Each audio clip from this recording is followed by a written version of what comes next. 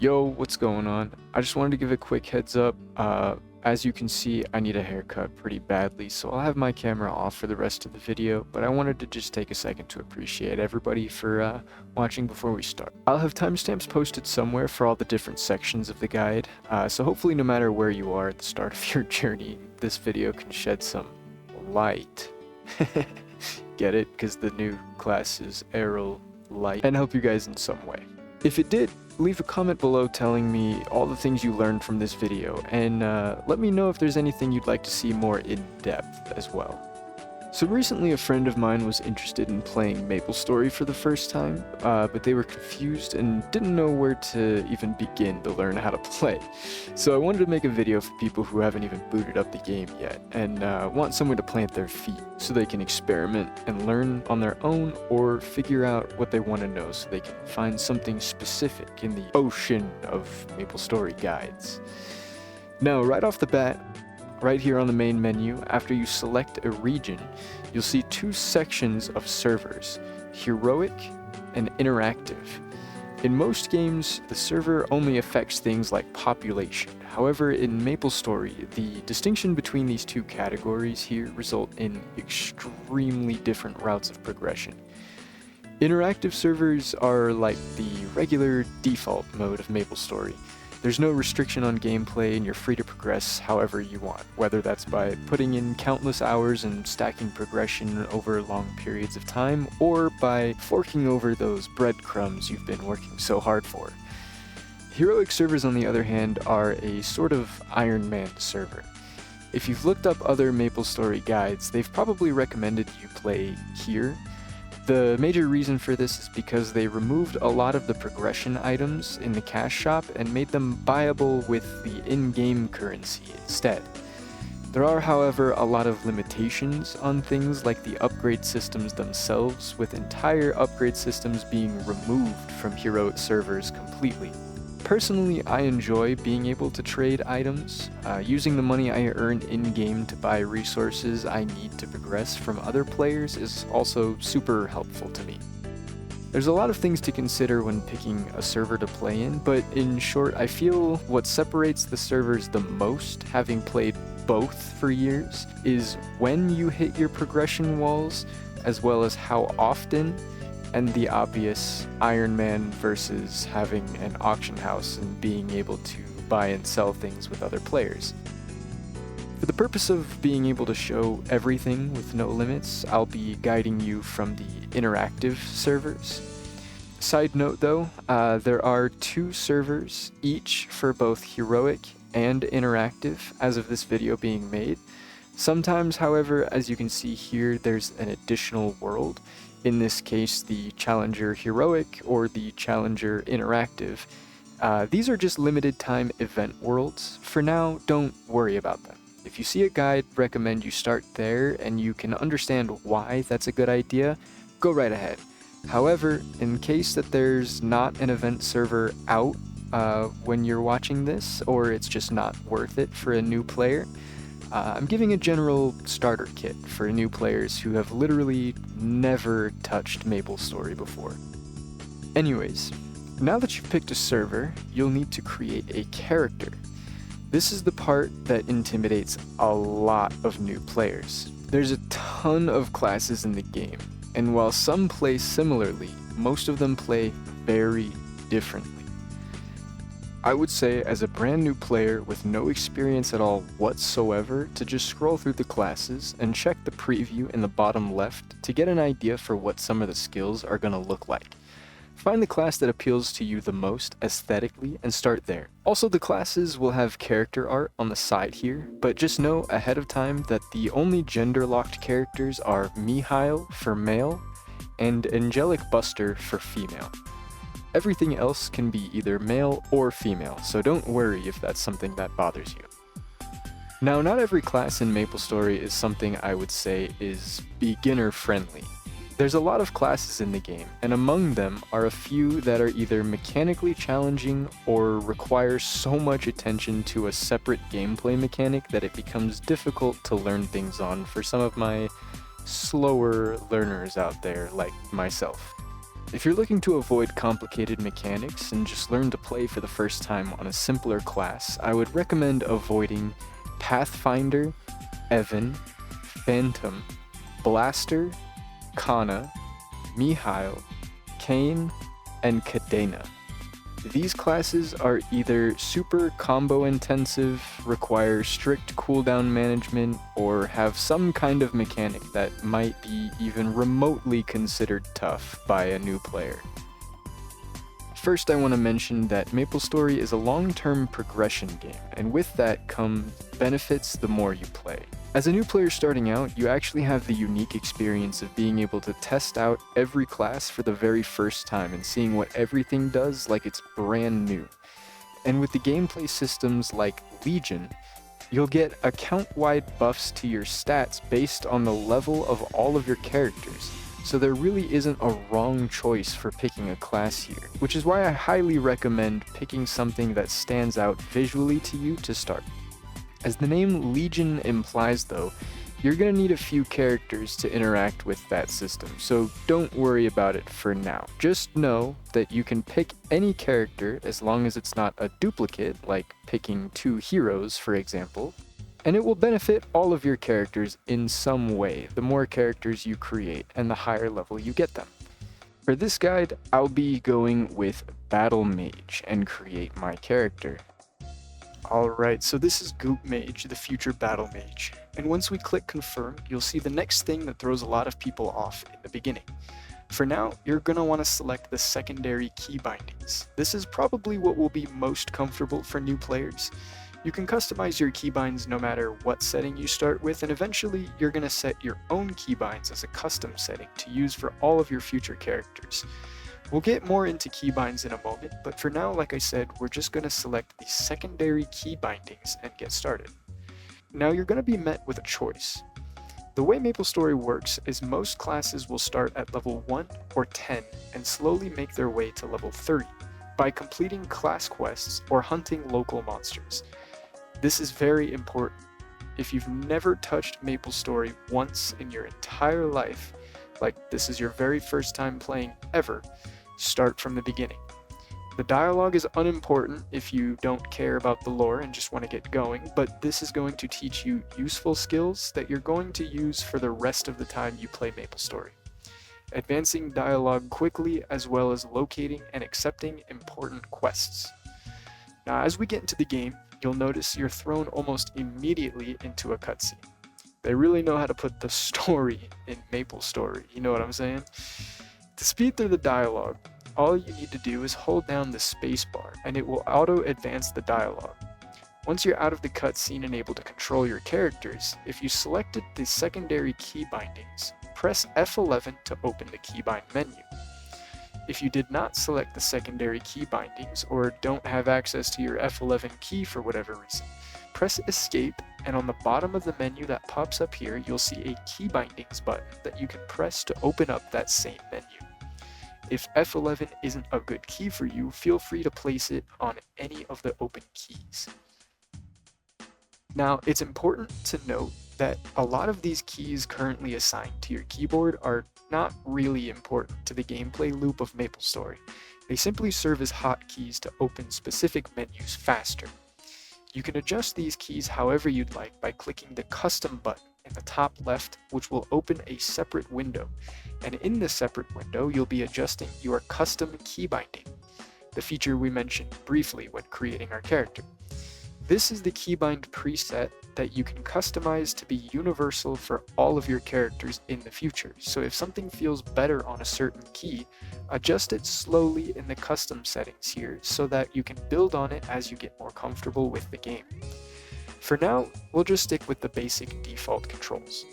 Oh, and one last thing to note about the key bindings is that if you ever make any changes to your custom key bindings, make sure you reset your current key bindings to match it. Otherwise, the changes you make will only affect the preset, not your currently active keybinds.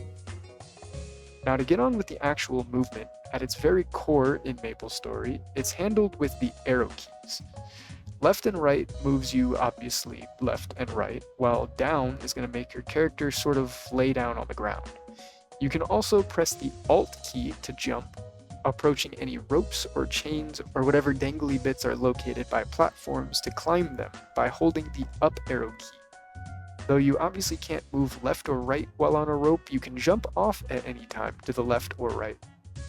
While on platforms, you can press the down arrow key and jump, and you'll hop down to the next highest platform, whether that's the ground or a platform below. This movement is going to get immensely better based on which class you picked, but at its core, this is movement in Maplestory. Now, if you haven't been paying attention to the storyline and don't know what to do, Maplestory has a lot of guidelines in the beginning to help you understand where you need to be going. Since I selected Battle Mage, my introductory quest here has me running around to practice movement, while also having me click on the hiding children around the map. If you're ever lost here at the very beginning, take a second to look around and check where the game is trying to guide you, and see if you missed anything along the way.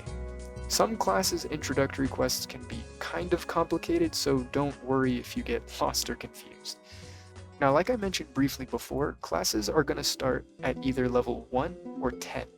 If you start at level 1, you're going to have to complete all of your relevant quests until you reach level 10. This can include doing things like running around, talking to people, defeating enemies, or collecting items. When you're finished with your cutscenes, you'll usually be placed right nearby an important NPC for your job quests. You can also tell when an NPC has a quest specifically for your job progression by this icon to the left of the quest name. Following my quest helper here, it says we need 5 sprouts to complete the quest. If you press J, you're going to hit the default key for your quest list, or, again, you can press Escape to open the menu, and under the Adventure section, you'll see Quests, which opens the same menu as the hotkey. This will give you more information about your current quests, as well as allow you to click the navigation button here to see where you need to be. This is going to open up the map, and the map can be kind of overwhelming at first, but I'll simplify it as much as I can. The red bouncing icon here is going to be where you currently are in this region, and it's kind of difficult to notice that the yellow node right above us is flickering. The yellow node is the map the quest wants us to be in. Now, to make things extremely easy, all you need to do is double-click the flashing yellow node. This is going to open up a message asking if you'd like to teleport to this specific map. Go ahead and click confirm, and congrats, you've just performed your first teleport. It's really that easy. Something important to keep in mind, however, is that you cannot teleport rapidly. If you open up your world map, the default key with secondary key bindings is N. Again, you can find any of these as well by pressing the escape key and searching for the pertinent button in the menu. You'll see in the bottom left corner of the map that you have a cooldown ticking. This is your map teleport cooldown. Every 5 minutes, you're going to be able to travel anywhere you need to go, whether that's back to a town or a map to train in. Now back to the quest at hand, you'll need to press the control button to use your default attack. This will get replaced by actual attacking abilities soon. Simply spam the attack key and defeat enemies until they drop enough of the quest items. And once you pick up the last one, you'll notice that these green arrows pop up above your head. This is going to lead you back to the NPC so that you can navigate through maps easily without much thinking. Follow the arrows to the right, and we're going to end up back in the city we teleported from.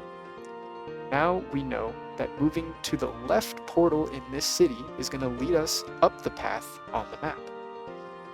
If we accept the next quest, it tells us to defeat enemies one more map past the one we were just in. So to reach this map without the use of our teleport, we simply need to travel to the left 2 maps and we will arrive at our destination. Completing the next quest the same way as the first, we can travel back to the city of Edelstein and turn in our quest. As a battle mage, this quest will be your first introduction to multiple choice responses. As you near the end of Belle's dialogue here, you're going to notice you have 3 options to choose from as a response. You cannot simply hold down the spacebar to progress this because you will choose the top dialogue option, which is not the correct one. They make it easy here by highlighting the correct response in red, so you'll need to get to this specific line of dialogue, then click the correct response in order to finish the quest.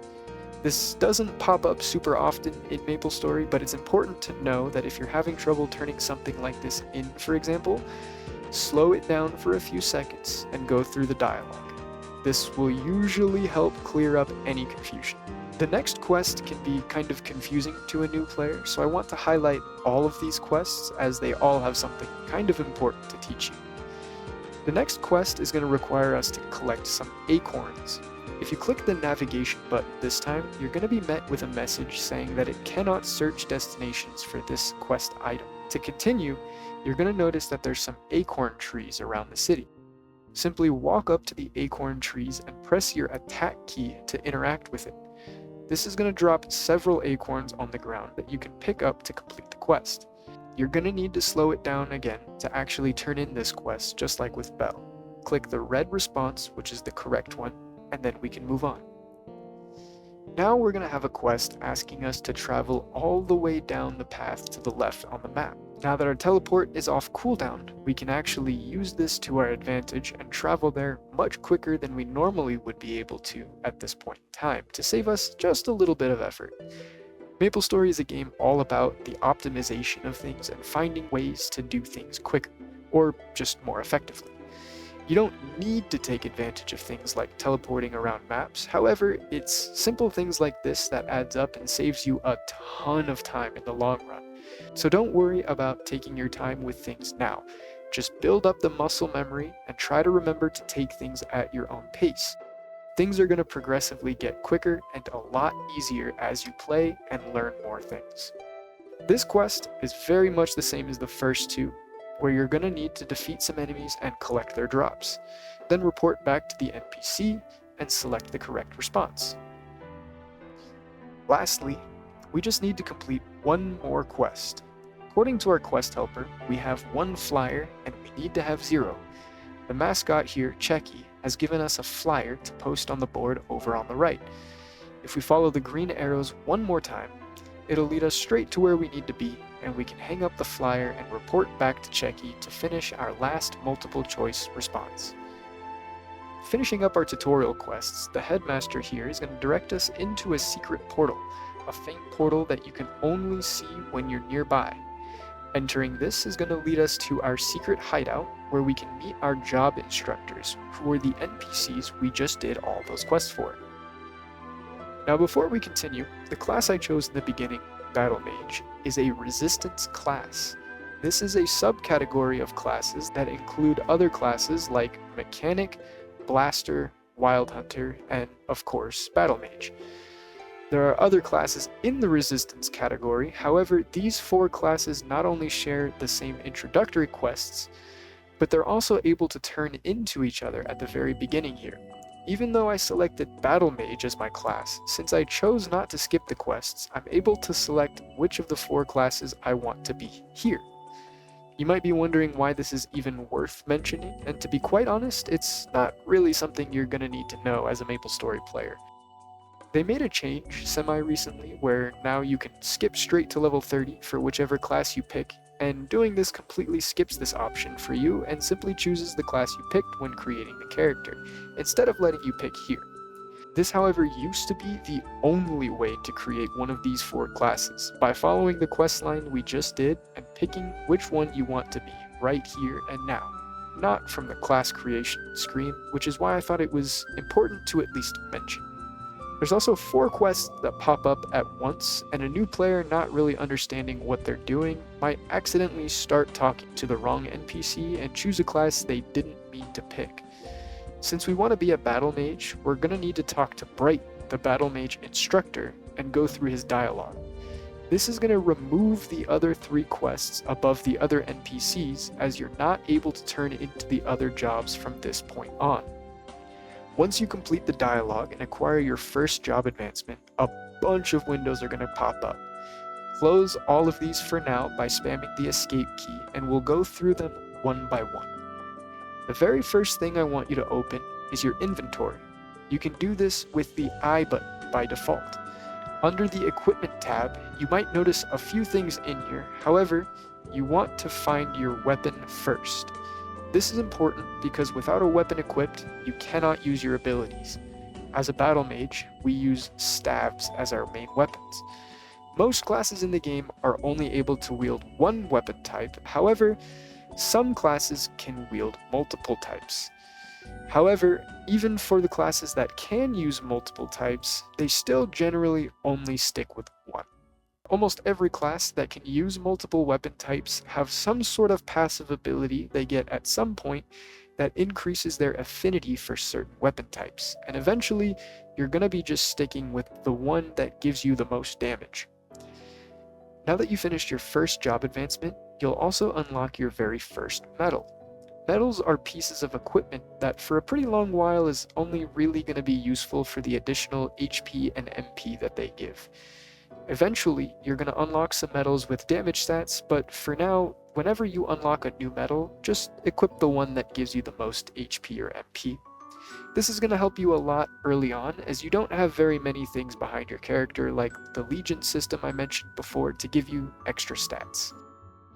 Moving on a little, there's a Use tab located right next to the Equip tab, and this is going to be where all your usable items are located, such as potions or buffs.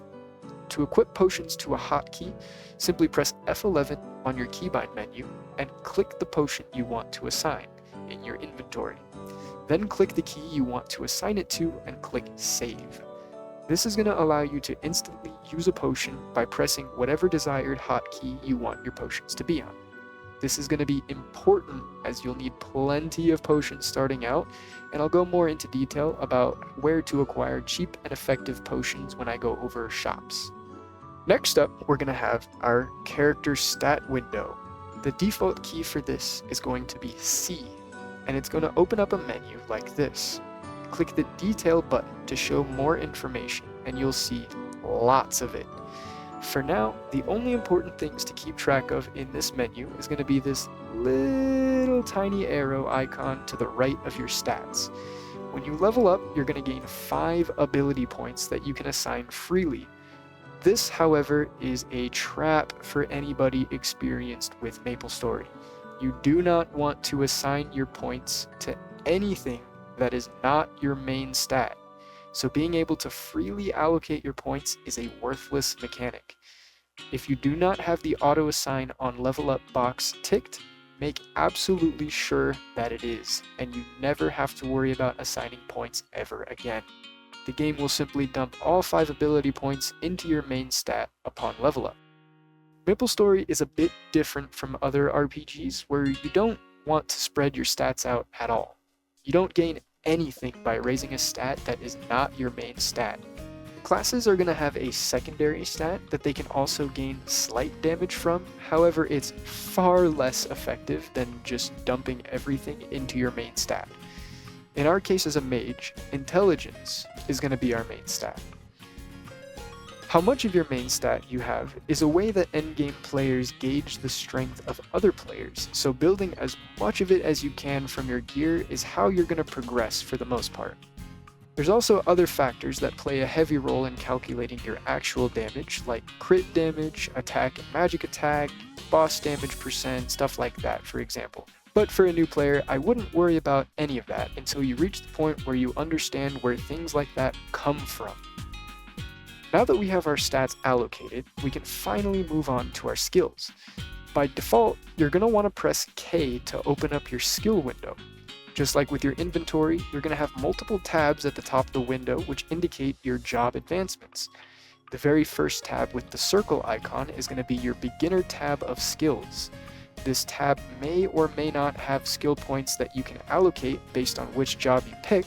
However, as a resistance class, we're going to be able to invest in 3 beginner skills, which will almost never be used.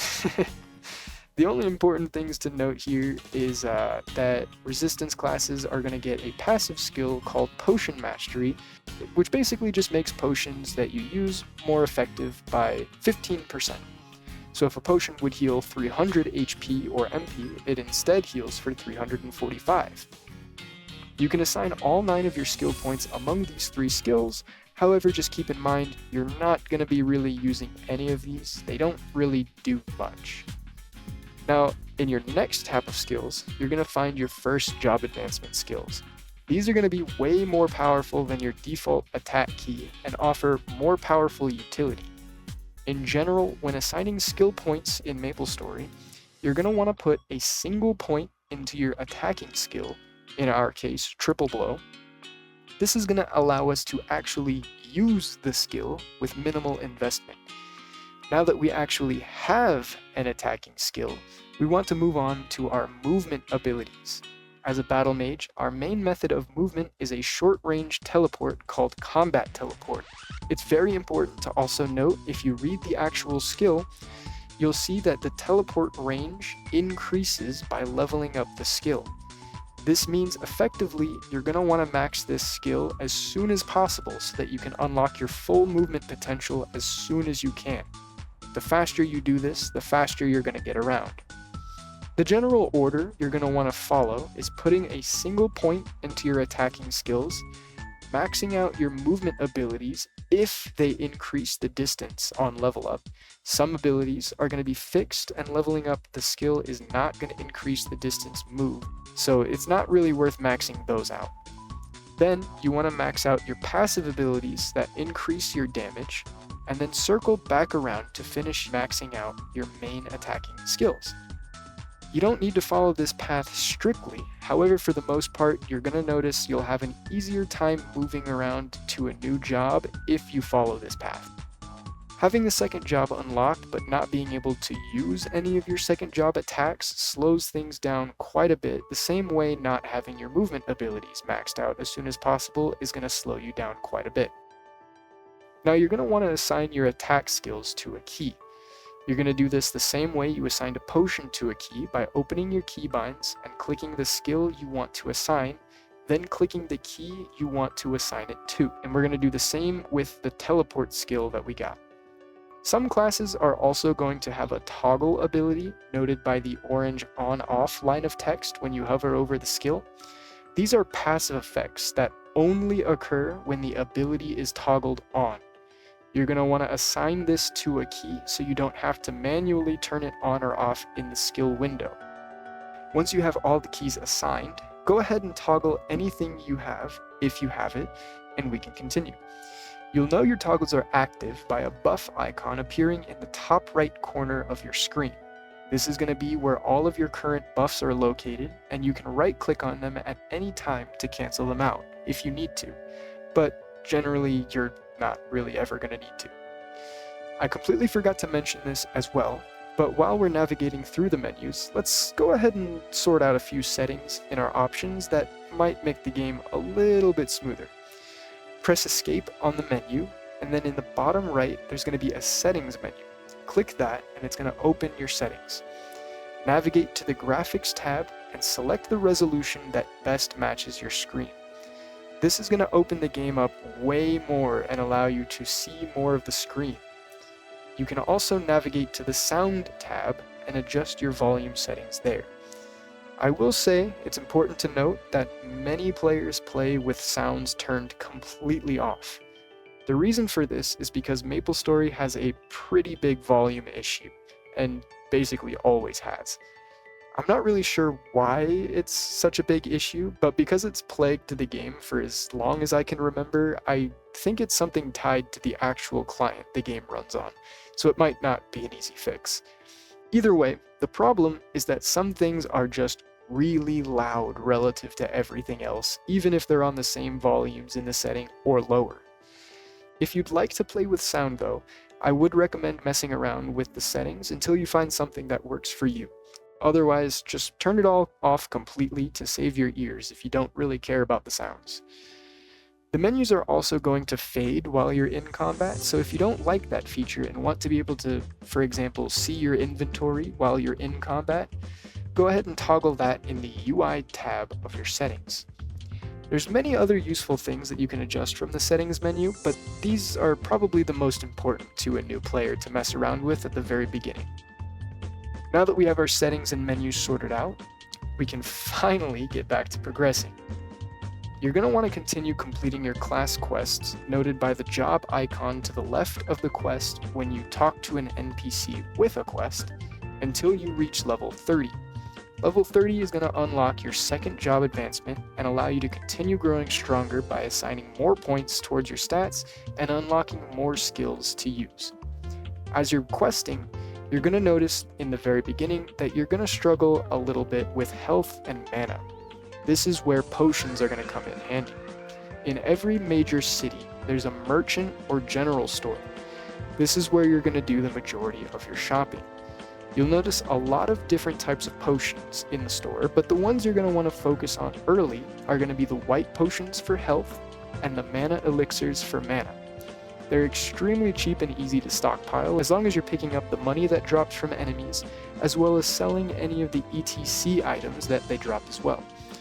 If you're starting to stockpile a decent chunk of change and want to stock up on some more powerful potions, the Sprout Potion is a great potion that heals 5,000 of both health and mana, which is way more effective than the 300 from white potions and mana elixirs. But they also cost 1,000 each as compared to the 96 of health potions and the 186 of the mana potions. Now that we followed the quest line to reach level 30 though, you're going to notice that there aren't any more quests. This is the gateway into the actual rest of the game from here on out. There's a few things you can do and it might be overwhelming at first, but just remember to take things at your own pace. Don't worry about everything that you can do and just focus on a few things at a time. If you press the F1 key by default on the secondary key bindings, you'll open up the Maple Guide. This is where you're going to find your job advancement button if you're not in the map you need to be in to accept your job advancement quests. For most classes in the game, it's as simple as clicking the blue job advancement icon and going through a tiny bit of dialogue, and that's it. Now you're a second job class. However, in our case, as a resistance class, we're going to need to complete an actual quest to obtain our second job. Our quest helper is kind enough to track the location we need to go to as soon as we accept it, and we can simply follow it to reach our quest objective. Completing that and returning to our job instructor, we finally unlock our second job advancement as well as more skills noted by a tab opening in our skill window. Moving back to the skills, it's also important to note that you will obtain the exact amount of skill points required to max out all of your skills, so you don't need to worry about not being able to max out certain skills. If you haven't already done so, go ahead and assign all of your remaining first job skills, and then we can move on to the second job. Again, just remember to put a single point in your attacking skills in second job, and start maxing out your passive skills that give you useful stats. Now that we're second job, we're going to have a few passive skills to invest in, so how do we determine which one is going to be more useful? Well, the answer is pretty simple. Just read your skills. It's going to tell you exactly what it increases by leveling up the skills. Using this information, we can determine that the passive ability Staff Mastery and High Wisdom is going to give us more damage, but we're not exactly struggling with damage as it stands. Draining Aura has a passive effect where we heal a bunch, and we're not exactly struggling with survivability either at this moment. The skill, however, Ordinary Conversion, is going to give us 30% more mana and give us a chance to steal mana back as we attack enemies, just at level 1. And we are struggling with mana costs. Guzzling potions like crazy is going to add up in price eventually for new players.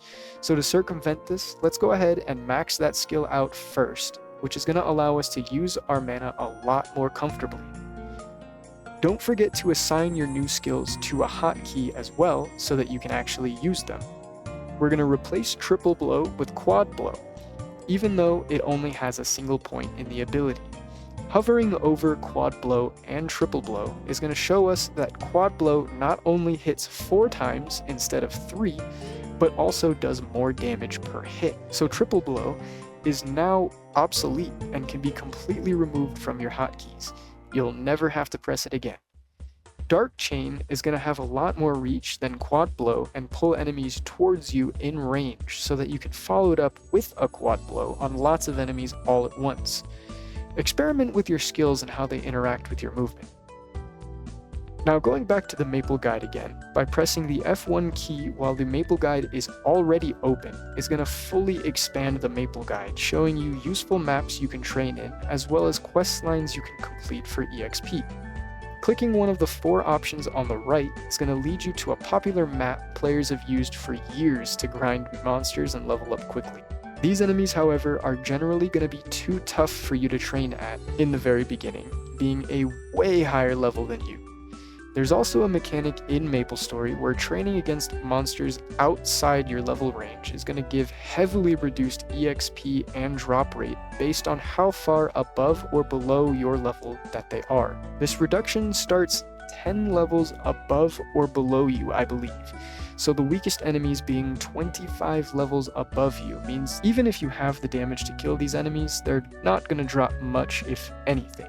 As a brand new player, I highly recommend starting with any of the 4 quest lines in the theme dungeon section to level up until you hit level 60. These dungeons will also give pretty nice starting equipment to fill out your equipment slots, which you can view at any time by pressing the U key by default. If you open up your equipment tab, you'll notice a lot of empty equipment slots. The theme dungeon rewards are going to give you things like a belt, a cape, and gloves, things that are pretty difficult to obtain early on in these levels otherwise. On the topic of gear for now, until you build your basic game knowledge, just equip anything you find that gives more combat power. Look at the gear itself and try to see why it gives more combat power. As a general rule, equipping an item that gives more combat power is going to make you deal more damage, and that knowledge is going to carry you pretty far for a while. If you'd like to see a gear progression guide, I could throw one together someday, but for now, don't worry about what equipment sets you need, as they really won't be relevant until around level 150 anyways. Like I mentioned before, just equip anything with positive combat power that you can find while training from equipment that drops from monsters. Something else I want to mention for people who are playing in the interactive world is that the auction house is accessed by pressing the escape key and clicking the auction house button. This is where you're going to be able to buy and sell items from other players, and for these early levels is not really going to be super useful, since I believe there's a 7-day restriction on new accounts where you're not able to access the auction house at all. However, if you're past the 7-day restriction period and you can actually use the auction house, you can buy useful things like power elixirs, which are the best potions in the game, for pretty cheap. They might be a little bit more expensive than the sprout potions, but they're basically a full heal no matter what level or gear you have, so they're always going to be useful at every stage in the game. You can also purchase things like upgrade materials and gear outright from other players, but as a new player with little to no money at all, almost everything is going to be off limits to you for a while until you can build yourself up. There's lots of ways to earn money, but that's going to come with knowledge of Maplestory and experience that you're going to need to build slowly as you play. Just focus on leveling new characters and trying out classes as you build your Legion up. Once you have a few characters over level 70, talk to this NPC located somewhere in every major city to get started with the Legion system. Just to show off the Legion system, I'll be hopping back onto my main server for a moment. Pressing the escape key is going to open up the menu, and we're going to click the Legion button under the character tab. This is going to be the menu that's going to open up once you've met the requirements to start your Legion. I know it looks complicated, but I'll go over it slowly. As you reach different level thresholds, your characters will improve in tiers, starting at B tier and ranking all the way up to triple S tier at level 250. These tiers affect how many blocks in that menu that the characters can occupy. If we click the Assign Members button, it will show all of our available characters on the right side. As a new player with not very many characters, you're probably only going to have single blocks available like my low level characters here. However, like I mentioned before, by reaching certain level thresholds, you're going to increase the total amount of blocks that character can take up. You can manually assign these characters by dragging them onto the grid, starting from any of the 4 squares in the middle. With larger pieces, you can also rotate and orient them in any way you need to. The only thing you can't change is the shape of the pieces. The shape is going to be determined by which job branch you are. Warriors are going to build into a square, bowmen are going to build into a straight line, pirates are going to build into a Z shape, and etc, etc. Every job branch is going to have its own shape that it builds.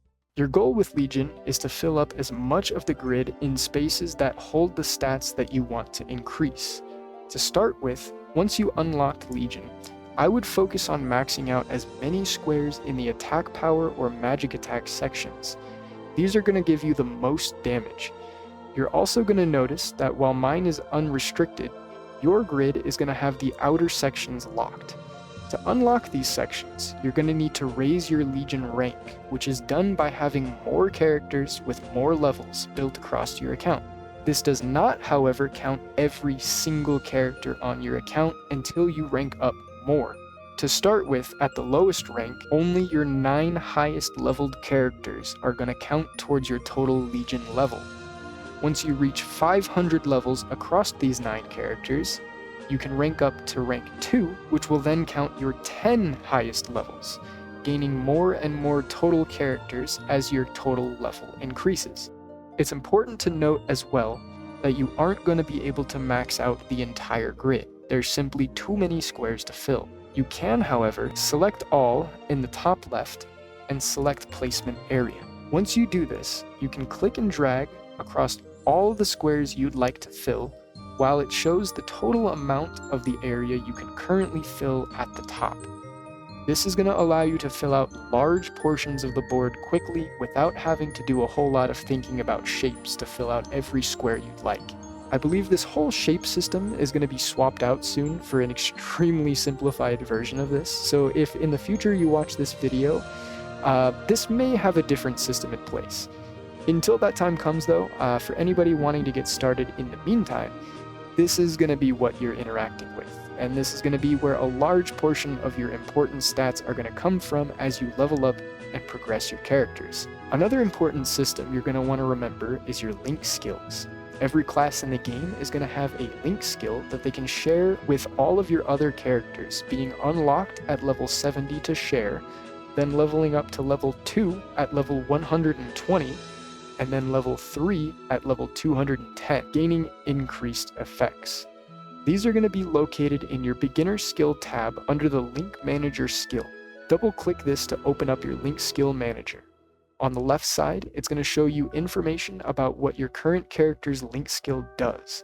This effect is going to always be active on that specific character and does not take up a link skill slot. On the bottom, you're going to see all of your available link skills. Some characters are going to have more useful link skills for progression, and some link skills are going to be more useful in certain situations like fighting bosses. You will gain these passively as you level up more and more characters. However, there are many guides everywhere that you can look up to see which link skills are going to be more useful for things like leveling up faster if you want to be as optimal as possible. Now at this point, you might be thinking to yourself, okay, I need to level up a ton of characters, but I only have 5 character slots. How am I supposed to get more? Depending on which server you play, whether you're on interactive or heroic, this answer is going to be a little bit different. In the interactive servers, you're going to be able to buy character slots with real money as well as reward points, which is a currency that you're mainly going to get by defeating bosses. So you're going to be able to get them naturally over time by just defeating bosses on your characters and saving up. However, in heroic worlds, you're unable to buy character slots with real money or reward points. In heroic servers, you're only able to get character slots, as far as I'm aware, from event shops and as event rewards. However, you can get the same thing in interactive worlds, so overall, it's just easier to get all of your character slots in the interactive worlds. That's going to sum up about everything a beginning player is going to need though. If there's anything you think I missed or if you learned anything useful, definitely let me know down in the comments. I'd be happy to make more guides if people want to know more about Maplestory. Also, if you know someone brand new, starting out, or just someone struggling to get started, share this video with them. This is a game that's been around for a very long time, and I've played it for the majority of my life, so I have a lot of knowledge about most things in the game just from experience alone. But I understand that this game is extremely overwhelming at times.